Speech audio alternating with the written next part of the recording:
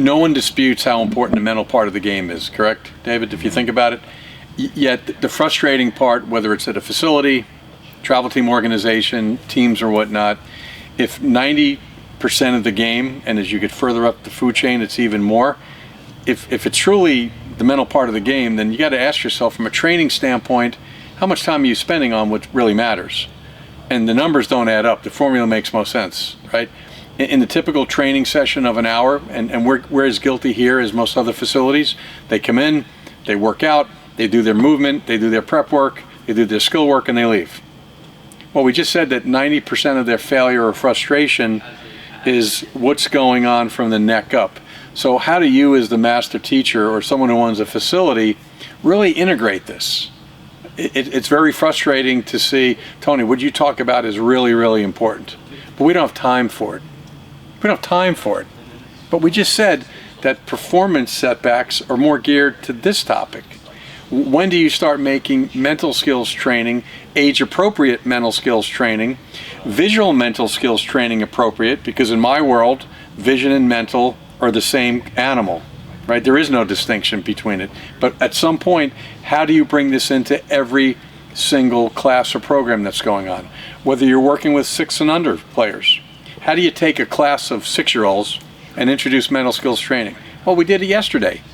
You saw young Angel and his friends, right, understand the power of Debbie. They understood, we didn't have the toilets out yesterday, but they understood the importance of learning how to let go. In the class before, we sat there for a good minute or so, and we just simply went through some best flicks with them. Close your eyes and look at the Statue of Liberty, right? Pink dinosaur, purple elephant. That's the beginning of making and having better visualization skills, or as we call it, best flicks. That's what should be done in every single class. Look at about all the time people doing strength training. All the wasted time they have in between sets and reps. Well, I'm cooling down. I'm getting ready for the next rep or whatnot. What a great opportunity to practice open focus training, which we're going to walk you through.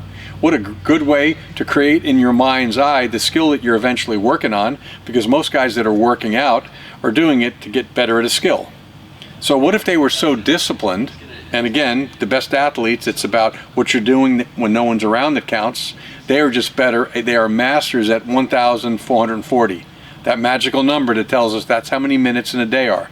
So when you're strength training or doing your water bag training, to what extent can you practice and get better at some of these mental skill training tools that we're talking about? You can do it all the time, right? You can at least get and start creating the different breathing symphonies that we talked about. You can get better at visualization in between. At the end of a session with a group, you sit them down here. You let them simply ride their breath. Ride their breath is a teaching term that I use to just let them simply sit there and just listen to themselves breathe. It's the beginning of meditation, right? Just sitting there quietly. We need more of that in this country, right? We all do as adults and as young children. Yet we don't have time to do mental skills training.